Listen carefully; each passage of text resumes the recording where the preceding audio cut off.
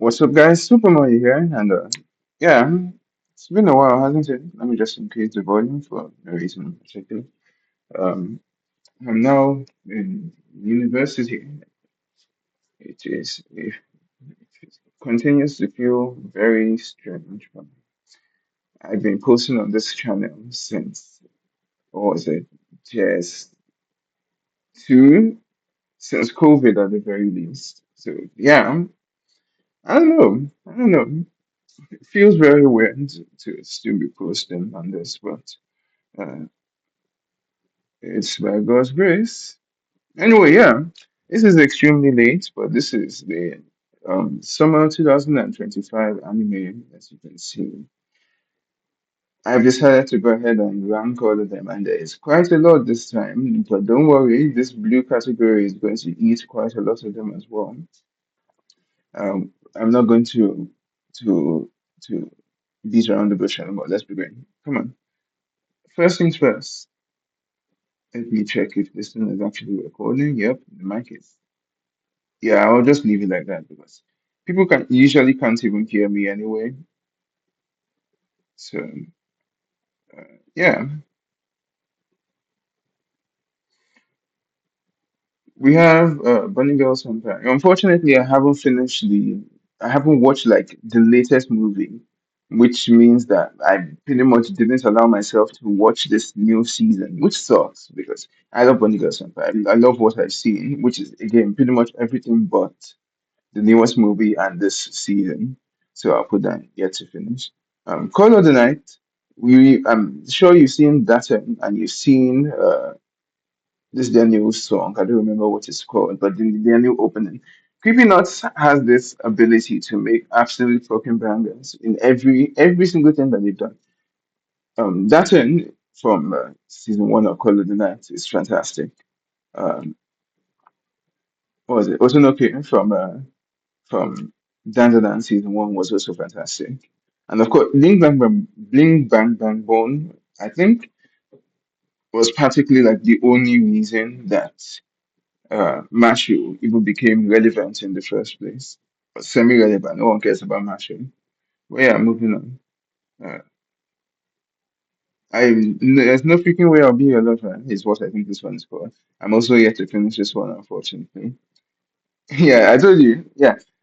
So I'm going to have like the time of my life ranking all of these, plus like the other few ones when I inevitably do like an anime of the year tier list for 2025. It's going to be fucking terrific. Don't worry about it. Uh, this is a. It's very goofy of me to forget the name of this of all animes, considering how much people glaze this one. That's because I haven't finished it either. Yeah, I have not had a lot of time. Which watch? We can finally begin. Which watch is here? I've talked about which watch before. It's pretty much carried on being most of the same for me. I have been enjoying it a bit more, but it still carries most of the same problems to me. That being, I personally don't really find it all that funny. Which watch feels more like a it's just a show that I'm watching. It's a show that I nod my head and I say, yeah, this is good, but not anything I particularly enjoy about it. I think Which Watch is fine in general. Uh, this one is Dandadan season two. Dandadan, good, old, reliable. We put that straight in S. Dandadan has not dropped in quality, and I don't think it will ever drop in quality. I don't know how they do it over there. Don't mind my phone charging. I don't know how they do it over there. It's just fantastic all the way through. I love Nathan and Jerry. The visuals are still extremely solid. The writing is still pretty enjoyable. I don't think Dandadan has the ability to fall off, and I hope the people who read the manga don't rudely call me out on that. But I think Dandadan is still like probably won't get nominated for Anime of the Year, which is fair because it's season two. But hey, whatever. Nottingham is great. It's great. Uh, so I should probably get like the names of the ends because this is a bit disappointing. Give me a second. Okay, that took me a while, but I had to literally bring out my media recon document over there. If you're wondering, I pretty much have every single show or like anime that I've watched this year open there. That includes stuff that wasn't released this year. But yeah, don't worry, these are still pretty unscripted. I just need them for the names. Anyway, this one is called Betrothed to my sister's ex, which is definitely a name choice. I mean, it's captivating. I know some 40-year-old women that would definitely click on that on a very washed up web novel site. But yeah, now when it comes to Betrothed by my sister's ex, I mean, it's a pleasant, pleasant, pretty this show. Um, it's like okay. I was expecting it to be like the banger rom-com of the season, you know how it is. Because, I haven't watched any of the actual banger rom-coms of the season at all. So from the ones I had watched, I was expecting this one to be the best, and it was pretty fine at best, I guess. It okay. I mean, as the name suggests, it follows like this girl. I read her, Marie, I think was her name. No, wait, no, I'm pretty sure Marie was her sister's name. Yeah, there I go, like doing this again.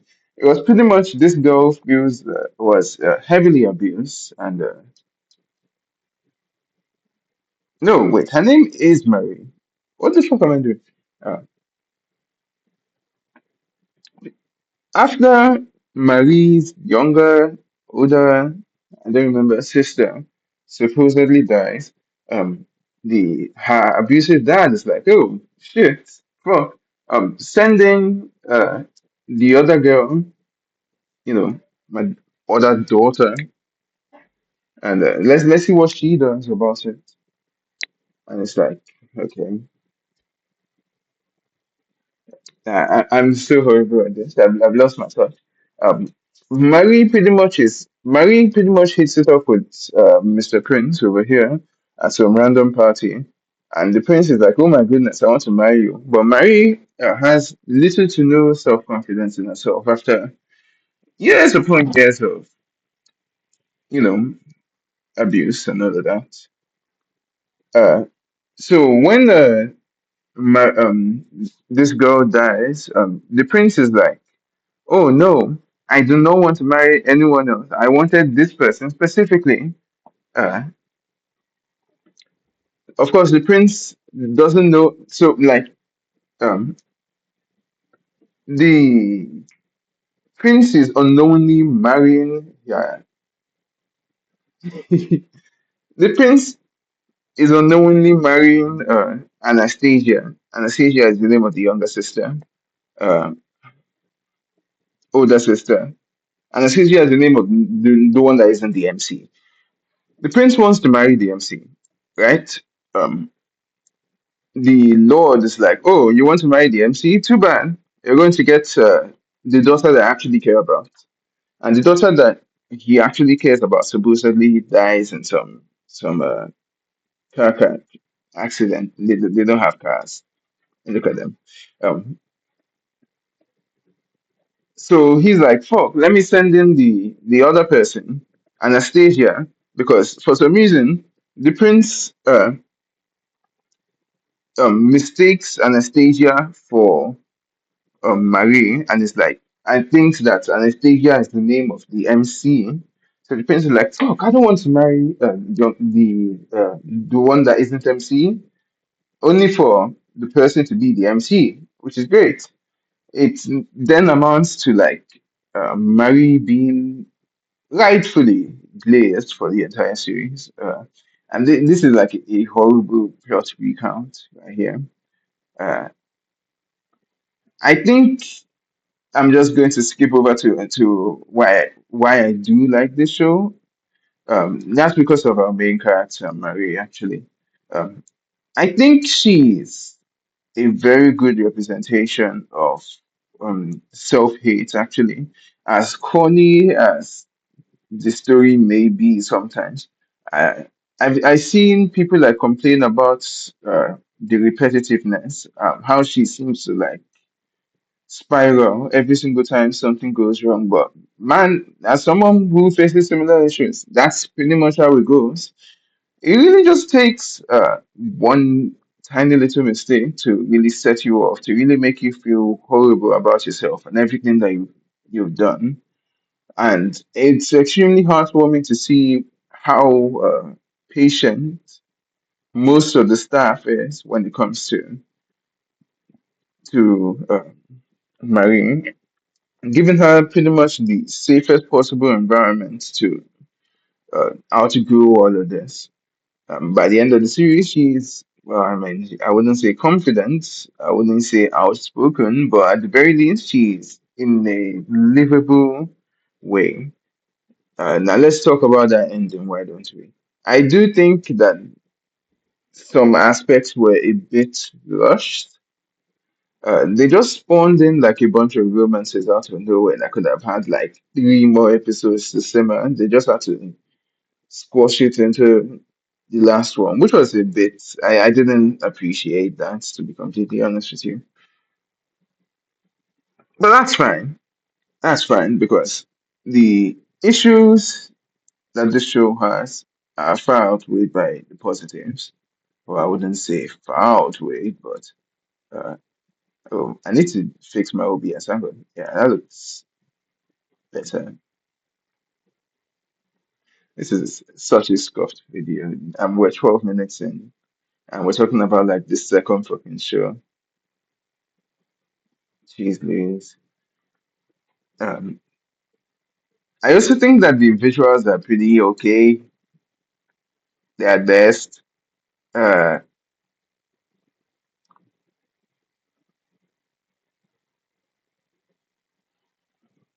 yeah, I guess that's it.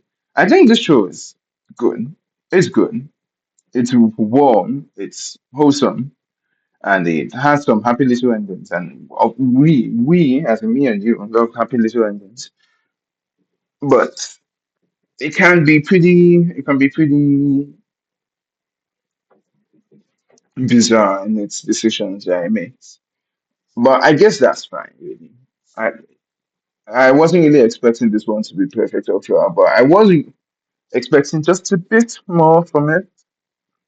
But I do think it's fine. I would recommend it, in fact.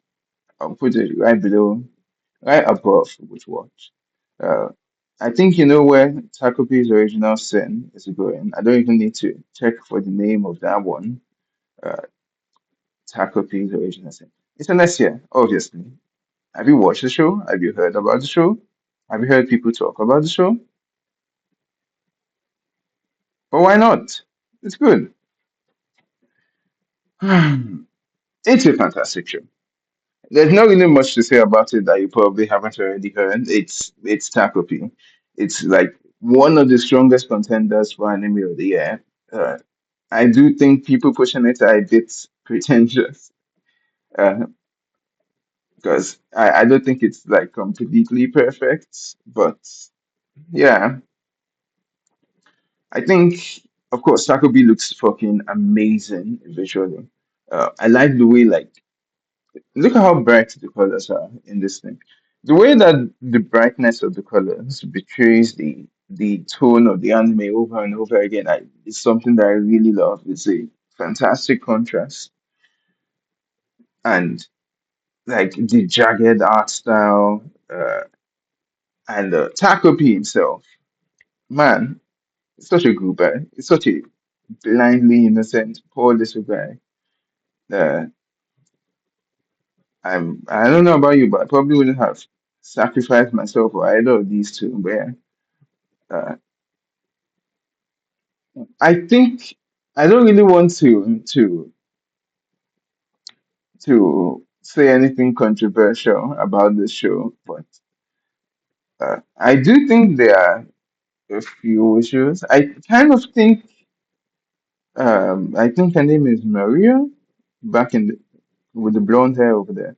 I kind of think she goes a bit too unnoticed. I kind of think she doesn't face enough consequences, which is weird to say because, like, she was getting her ass kicked by her mom every single episode.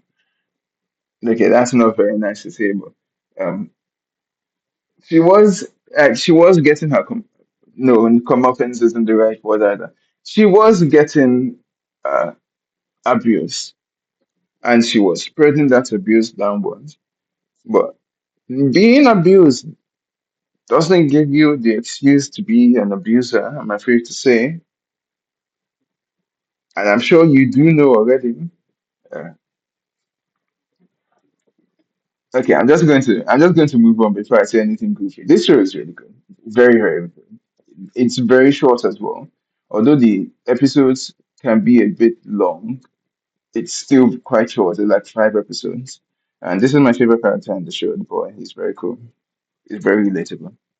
Uh, I haven't. I'm yet to watch the vending machine Isekai. I would absolutely love to.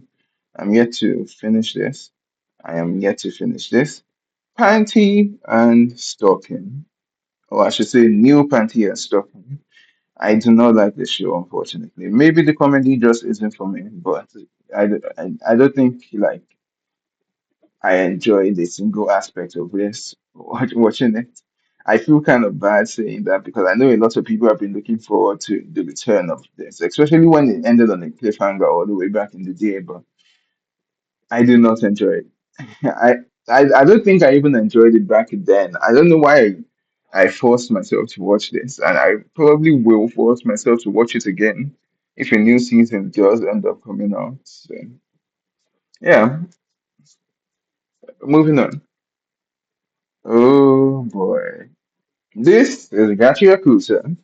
Uh, Now, I haven't finished this one, but I've watched enough of it to give some sort of review at least.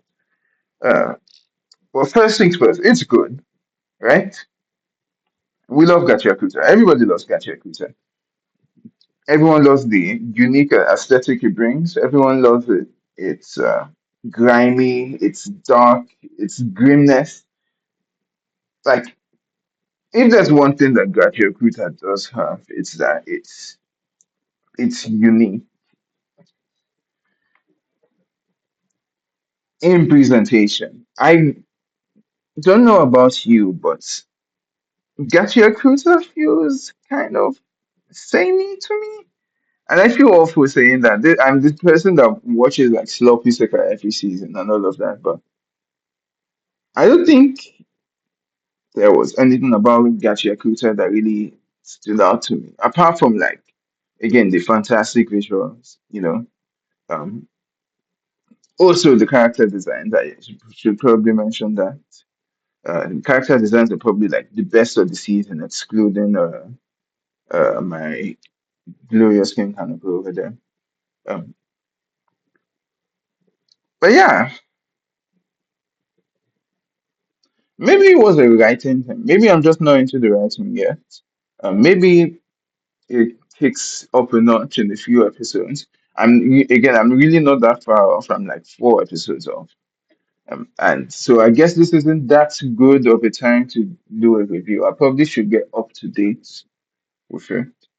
But I think that Yakuza is fine. I think that Yakuza, I'm not really sure how I would improve it uh, because it's fine. It's fine and dandy. I just think it's completely fine. And I think fine shows get man, I think putting Gachi Yakuza below these two guys would be kind of insulting. I'll put it in high B tier. We're already off to a very bad start in this tier list. Yaiba is okay, but oh my goodness, did it become a drag to watch sometimes? This is a Saturday morning cartoon through and through, but uh, I don't know what it is about Yaiba, but it just became a bit tiring to watch after a while. Uh, and you can imagine that the original show is even longer. I don't really know what more to say about Yaiba. It's in my than what I did in my last review. It still looks great. The fight scenes are still fantastic, and the dialogue is still outdated.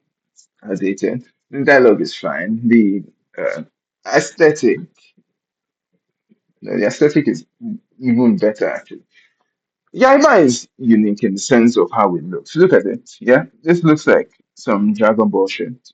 OG Dragon Ball shit. This is an aesthetic that has died out and we need to bring back. And I think Yaiba does it excellently, fantastically. In fact, I think Yaiba is very unique in the way that it looks. I'm throwing that word a lot, and I feel bad for that. But I think Yaiba is very good looking. I just think Yaiba doesn't have a lot of substance, which is fine. Yeah, it doesn't need that much substance. It's a spectacle show, and it does deliver on that. That said, I'm going to leave it right there in V tier. Moving on to Hanako-kun. I think you already know that this is going in S. Man, what is there to hate about Hanako? That's a trick question, by the way. Yeah, the answer is no. No, that's not the answer. The answer is there's nothing. There's nothing to hate about Hanako. There hasn't been a single part of this show that I haven't enjoyed yet, and I'm so damn excited for when it does come back. I'm really surprised that they managed to pull off releasing, like, well, I can't really call it two whole seasons because people will make fun of me. Two cores in 1 year. Usually they separate it by like a week. If not, they separate it by like doing it the next year. But no, I got Hanako-kun twice this year, and I was fucking awesome both times. The story is still progressing really well. Uh, we finally got the next notch in the relationship of Hanako and Nene over there. I think Hanako-kun season 3, part 2 is still fantastic. I think Hanako-kun is still an S tier TV show. And I still personally would nominate it for Anime of the Year, but I know, I know no one cares about Hanako-kun but me, unfortunately. I will say one interesting thing I wanted to mention is that this show has become a lot more shoujo. Uh, Not that that's a bad thing or something. It's just something to notice. Notice Seven Prince is fine. It's fine. It's okay. Not much to say about it. Uh, I'm surprised at how popular this isekai is getting of all isekai.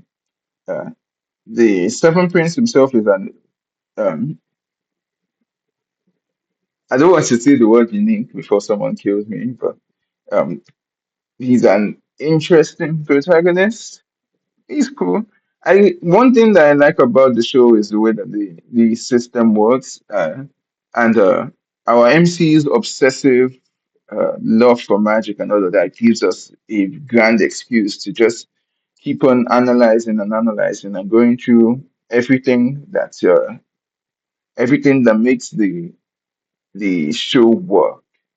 Yeah, I just think that he was like the perfect written MC for someone who just wants to go really ham on a magic system.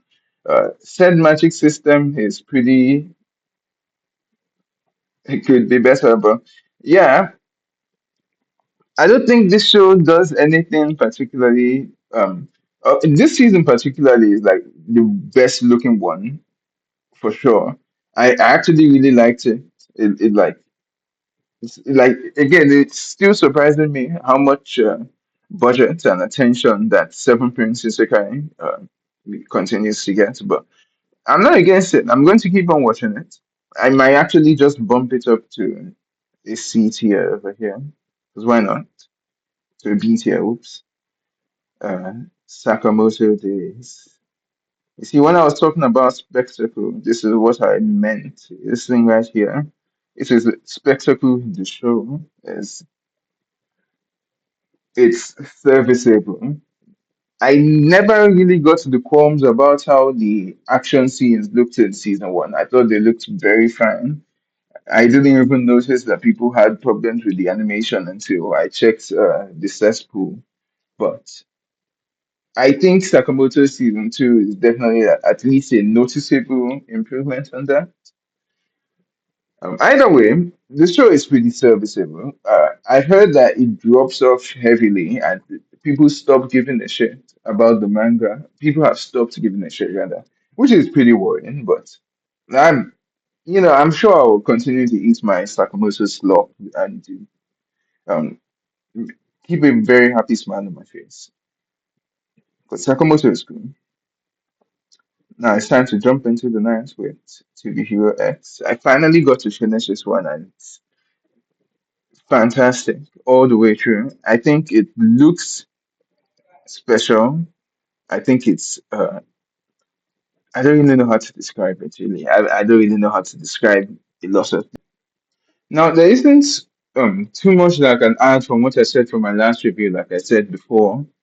Um like I repeated like a broken fucking record all throughout. But um yeah, I think Superhero X is still fantastic, and I think it became even better when I actually did catch up to it. With all the Ghost Blade, the Woolly Queen, fucking A-Train. That's not his fucking name. Pretty much that Battle Royale arc that I got to. Not Battle Royale. What am I saying? The You know what I'm talking about if you watch the show, I'm sure. I think it's crazy that something like this is even about to exist. It feels almost fake to be here in the way that it's like in its swagger because it looks mind-bendingly good. It's like too good to be true. It's wonderful. It's just very, very good. The action scenes, there's not a single bad one in the entire show. And Mr. Ogafam over here just completely kicked everything even higher when it came to how good everything looked visually because it was, literally changing the scene with the snap of his finger. Man, I think I'm not the right person to gush about the show because, again, I personally didn't really connect with it that much as fantastic and as amazing and as anime of the year as it is. But yeah, I think To Be Hero X is a very, very good show. Speaking of anime of the year, I've heard good things about what do they call it? Lord of the Mysteries, but I don't know which one here is the poster for that. Uh, I would have wanted to like keep it up in here so that I could put it in the uh, haven't finished watching segment because I do want to get to that. I mean, people are calling this anime of the year for a reason, right? Yeah, surely. But yeah, I can't seem to find it in this tier list, which sucks. But just assume that Lord of the Mysteries is right here somewhere, somewhere here. We can move on to Apocalypse Bringer Minogra, which is very fine. Now, as someone who hasn't watched Overlord, I think this gives me plenty of Overlord vibes. It's pretty much the exact, well, not the exact same thing. Our main character is an evildoer. No, no. Any description that I give would just be massacring like the premise of any show ever. So I wouldn't count on me for descriptions, but do know that it's like Overlord a bit. Yeah, and I think it's fine. I think with more than $15 of animation, it probably could have actually been the highlight of the season because it's pretty decent, to be honest with you.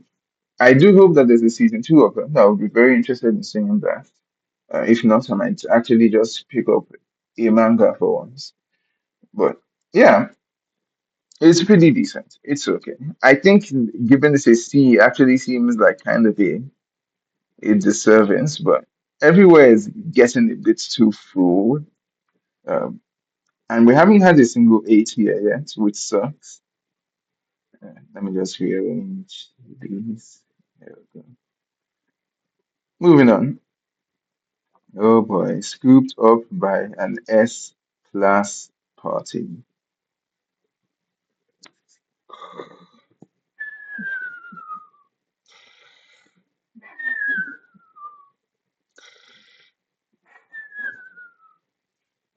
Okay, moving on.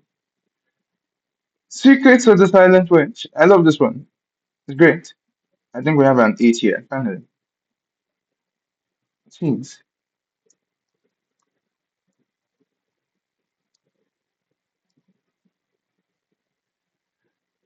So like the contrarian in me, like you know me, you've seen how I feel about that Peter. You've heard how I feel about uh Witch Watch.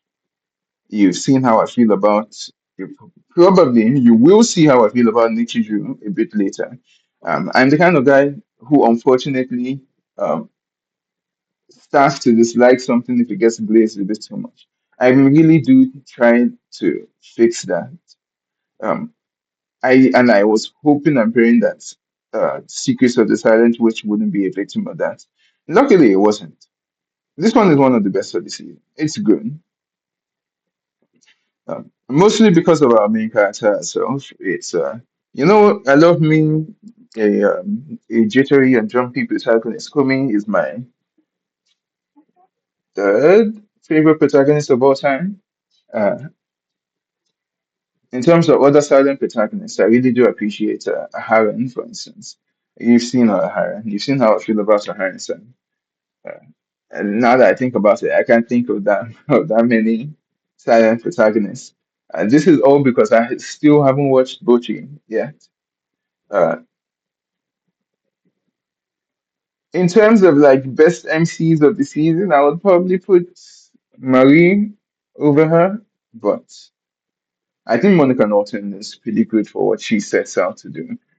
I also do love the like how powerful Monica feels. It feels like I want to create some sort of a weird statement. There's something I would like to dub the One Punch Man effect, when a scene feels so much safer when a certain character is around. This is how I feel when like some shit is going off and then Mob comes in and saves it. This is how I feel when some shit is going on and then Gojo in season one comes around. I think Monica is a pretty good example of this Saitama effect because when shit is going on, like I can't imagine Monica not losing. You know, maybe the novel has something that proves me wrong. But I don't really know why, but that's something I like about a character. It doesn't have to be in like an overpowered way, because that just makes it boring. But I don't know. There's just a clear difference between when a character is overpowered and when a character makes you feel safe.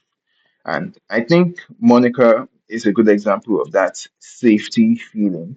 She doesn't feel invincible, but she feels just strong enough that you feel like comfortable enough going like, you know what? I think Monica Norton is going to win this. And that's cool. That's nice. If season two isn't announced, I will be reading the novel because I do want to get into this character and this story a bit more. It's pretty good, pretty interesting. I should talk about the visuals because the visuals are also good. Yeah. Uh, the opening is boring as hell. The ending is beautiful as well. The end. Moving on. Oh my god. Oh my. The water magician. Yikes. Man, man, man. There isn't a show on planet Earth that has disappointed me more than I have been disappointed by the goddamn water magician. Oh my god. When I first watched episode one, not even when I first watched episode one, when I first heard about the water magician, I saw the poster, this exact poster. I saw the goddamn trailer, and I was like, oh my god, a good isekai. This looks fantastic. This looks great. I can't wait to watch this. I watched the first episode, blew me away completely. It was fantastic, man. It felt so cozy. It felt so chill. It felt like, have you ever watched one of those edits of an anime where it's like they're playing that song in what do they call it? Love Story. The one that goes "Do, do, do, do, do, do, do, do, do, do, do, do, do." And sorry, that's a bad rendition, but yeah, that is how this show just felt like to me. It was so good, man. Episode two and episode three continue that, and I love them so much. Episode four and five, they look they're also pretty fun. And then after that, they just they just ran out of budget. I'm not one to like complain too much about animation. Uh, and like I will literally watch Isekai. I watch Isekai. I'm used to bad animation anyway, but isn't this a bit jarring, a bit clickbaiting? It sucked, yeah. Like it just made me feel so bad. It just made me feel so betrayed. How could the water magician do that to me? I also think the writing just kind of took a nosedive, um, which is not really something the anime can control, except it's pretty much completely the anime's fault. How? Let's talk about Ryo himself. When it comes to like the appearances that Ryo made, Ryo, Ryo, Ryo, Ryo, the water magician. The water magician, for some reason, started to show up less and less further into the show. Now, that's not a bad thing by any means, you know. Uh,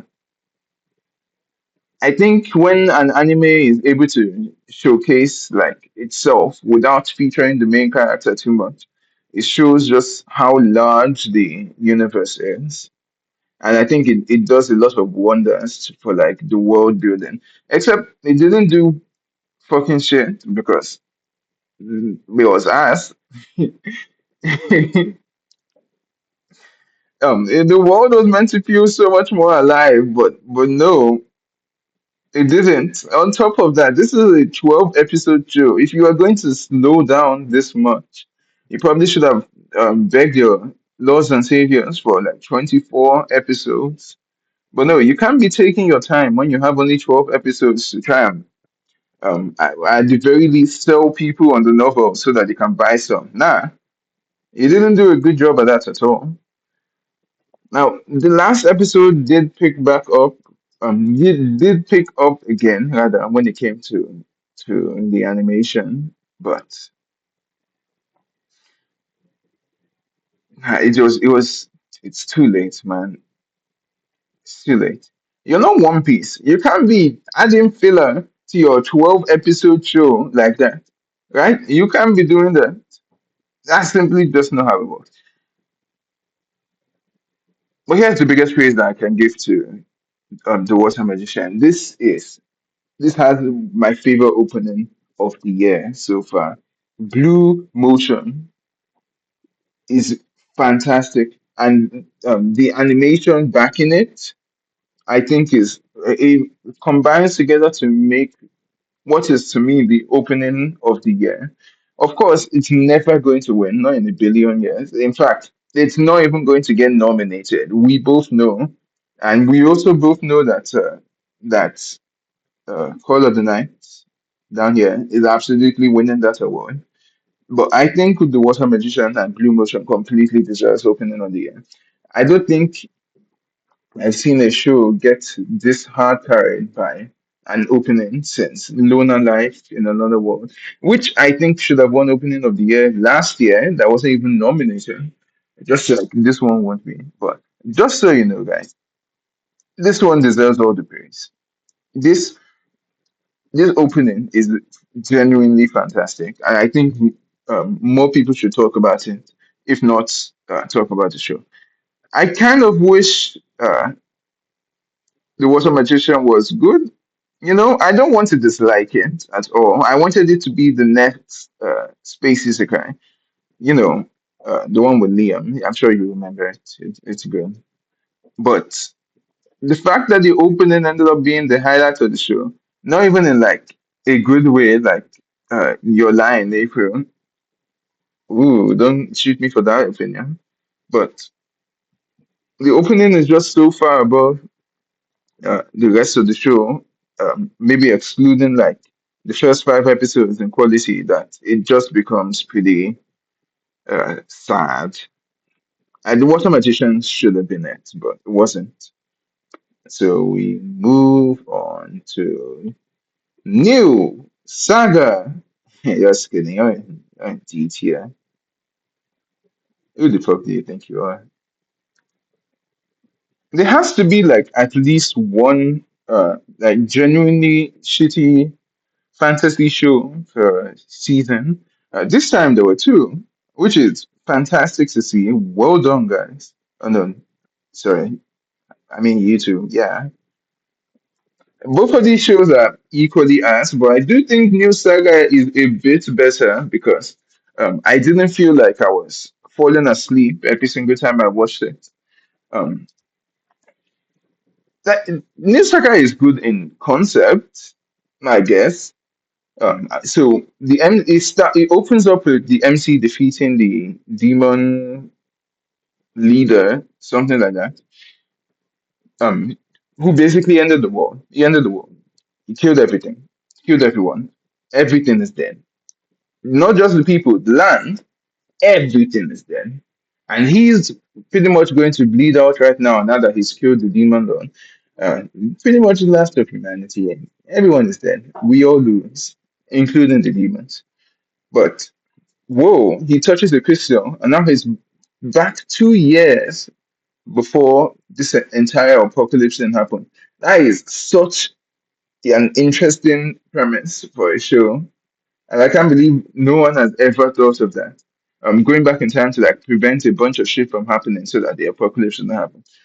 You would think with that premise that the show would be way more interesting, but it's just fine and then it's just fine.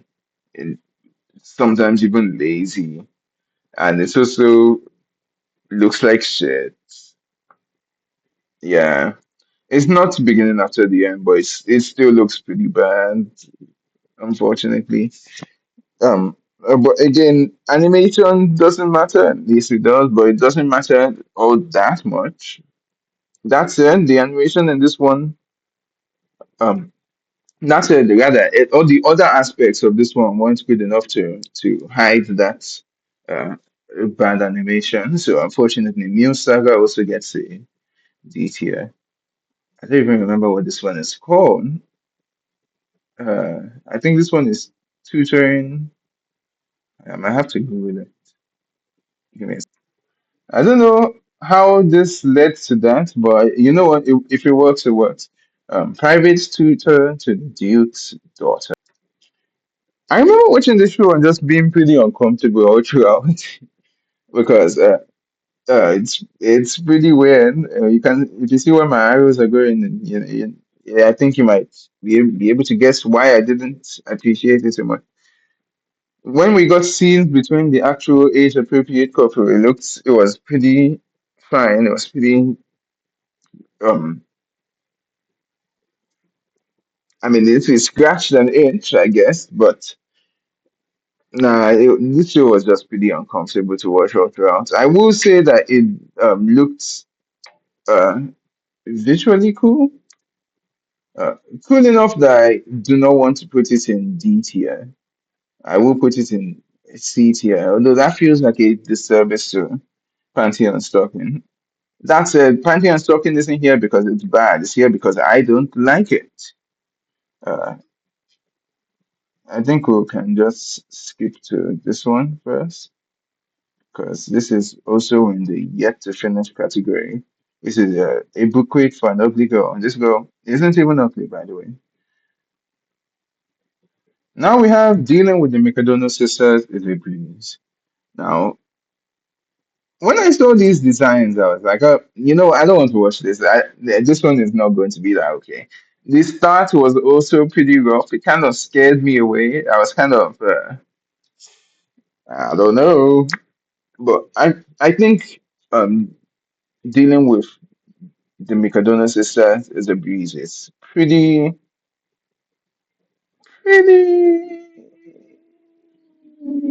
charming. Yeah, that's the word. Yeah, it's charming. Jeez, I'm not feeling. Jeez. I think it's a very standard rom-com, which is exactly what this season missed. What am I saying? We had like one, two, three, four, five, six, and I just haven't bothered to finish them. But yeah, this was what was missing from my viewing. Yep, there we go. So it follows the MC who is in the background over here, as they tend to be these days. You, not me. Why you? I'm not going to make that many jokes with that. Don't worry. He's useless. He's extremely stupid. He sucks. He's bad at everything compared to his mom, who is a famous actress. And it seems like his mother was like good friends with Mr. Mikadono, who is their dad, as you could probably tell, the dad of the Mikadono sisters. Um, so he's just allowed to live with them now. I don't know why. That's because his mom passed away of cancer, which is sad. We hate cancer. Um, yeah, nah, the plot summary. I'm not good at this. This show is good. I really love it. You was a very fun, very endearing, very wholesome and oblivious protagonist. He reminds me of like remember Kurt from The Unaware to the Air? Remember how much I love that one? Yeah, You is pretty much that, but rom-coms. And unlike Kurt, he's legitimately not actually good at anything, uh, which sucks, I guess. But whatever happens, man. I really love all his relationship with the three of them. I think all of them are pretty damn wholesome. I think uh, all of them have a good amount of screen time. I think all of them are also pretty uh pretty good choices for him. I honestly I don't have any problems with any of the three girls. I think this is like a grace that I genuinely do like, unlike unlike unlike unlike this one. Um, but yeah, personally I choose Nico, but I feel like most people would. That's a boring answer. But I think the three of them are actually pretty good choices all around. One more thing to note, I love it when they go like slightly more detailed on the protagonist's face. I think it's extremely fucking funny. I will put this in A tier. Oh my goodness, this is such a subversive list. I'm so sorry, guys. This is so horrible. Look at what the Mikadono sisters has been put above, guys. This is so stupid. And Shirley.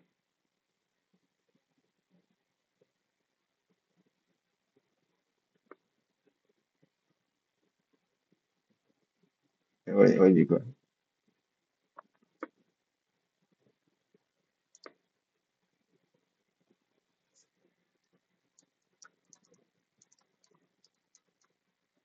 I don't even think My Hero Academia is going to stop me from giving this the anime of the year. Everything about Anne Shirley is genuinely perfect. All right. I've talked about, you've already heard me talk about how much I love Anne herself.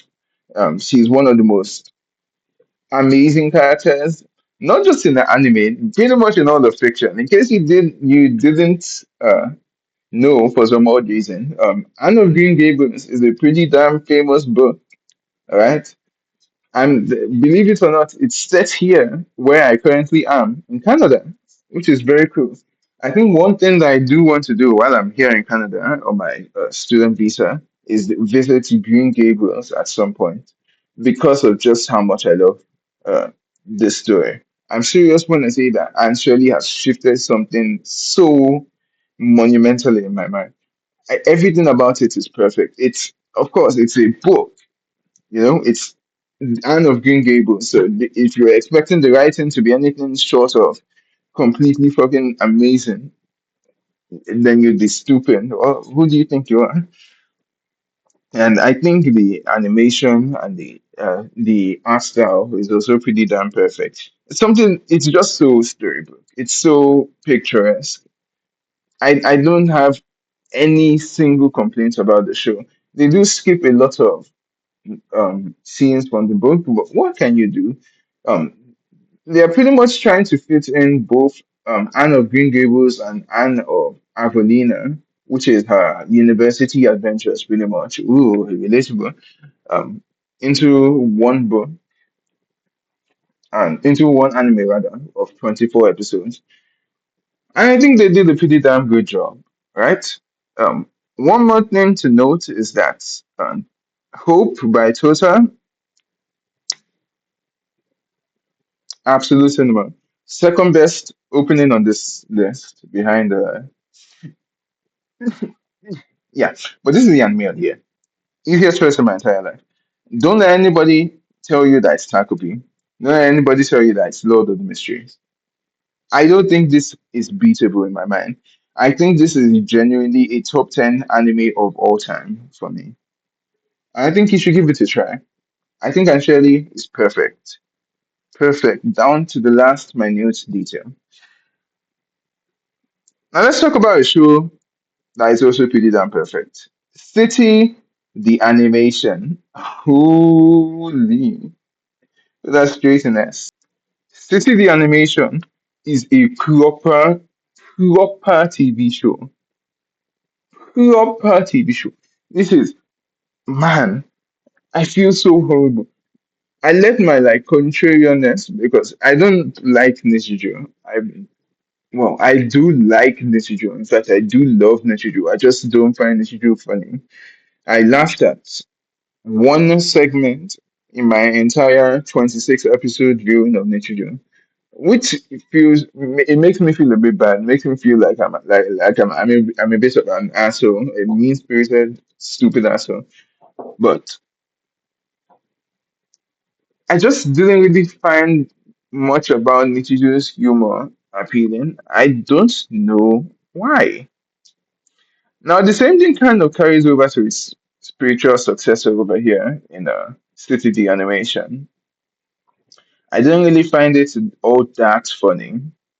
But no, the comedy isn't what this show is truly about. I think the slice of life aspect, and I think the gimmick and everything else about the show far outweighs any single problem that I could possibly name about it. City the Animation is a masterpiece in production. Visually, is one of the most stunning and most complicated to do shows I've ever seen. There's so many colors. It's so bright and warm and awesome and vibrant. It looks so magnificent. It's smooth. It's very nice to look at. It's very homey. Just like what City is actually meant to be. City is a homey show. The writing, even though I don't find it very funny, it's extremely witty. It's extremely sharp as well. And of course, we can talk about the gimmick, the gimmick of City the Animation, that being the intersecting stories. I think this is done so wonderfully that that alone makes this um, pretty much the anime of the season, excluding all of the anime that's continued from last season. I think City the Animation is absolutely 100% the anime of the season. I think everything is done excellently about City the Animation. I have no qualms other than I do not personally find it that funny. It's just so fantastic. I apologize sincerely to City the Animation. When I watched the first two episodes, despite how like mind blowing the gimmick was, I was like, yeah, Nichiyo, City, but nope. I finished it now, and this show is legitimately a masterpiece. That's it. Yeah. Uh, I could do like a bonus round actually, maybe of like the anime openings, but I would take a lot of time for me to organize. So give me a second. Oh, isn't that fantastic? Everything just saved. Okay. We can replace this anime of the year with opening. Uh, Opening of the season. Hmm. I think we can just eliminate most of these because I do not care about most of their openings. No, you can say opening was fine. Dead, dead in the water. Let's just eliminate all of the mid openings. Dead in the water, dead in the water, dead in the water, uh, dead in the water. These openings aren't bad. They're just pretty standard guys. Okay. Takobi stays. Sure. We can start with the reordering. First of all, again, Blue Motion by the Water Magician is perfect and 100% opening of the season. Second, and very close, is Hope by Tosa. And I do not know the names of the rest of them. I do know the name of this one, which is uh, Hope by Aina, I think. I forgot to take out the show. Yeah, this one. I forgot to take this one out. This show is this opening. It was the biggest surprise to me. I never expected to hear Japanese Afrobeats, but and now that I've heard it, boy, do I want more of it. It's very surprising how unique Creepy Nuts managed to be in every song that they do. But they are yet to produce a song that is bad, which is something that you can't say for a lot of musicians. Creepy Nuts is they're so good at what they do. City the Animation, also fantastic opening. Uh, we can put Hanako up here. I really love Hanako's opening. It's really not all that compared to everything else, but I really do love it. Takopi go down a bit. Uh, I think these guys are pretty fun. I'll move Which Watch up above here. Move you down here. Don't I listened to these songs right beforehand, so no way. I'm not just randomly ranking here. Move you right. Nah, I think I'll put it below to be right. And I'll move you, surprise, surprise, right here. I don't know why I like this song, but I just do. So uh, let's see. These are my. This is my opening ranking right here. You can ignore everything below her. This is my anime opening ranking right here. And this is my anime of the season ranking. Okay, now we can have to reduce the size. Boop, boop, boop. Isn't that fantastic? Yeah, that's about it. This video took more than an hour. I don't know. I don't actually know. I haven't been taking track of time. Luckily for me, I have nothing to do today, which is why I was bored enough to actually finally stop procrastinating on making this. Um, Anything I would change right now? Probably not. I feel like I'm going to regret putting the Mikado sister that high because I wouldn't even say that I was better than any of these shows, but I sure as hell enjoyed the Mikado sisters than the entire of B tier combined. But yeah, this is my Summer Anime 2025 ranking.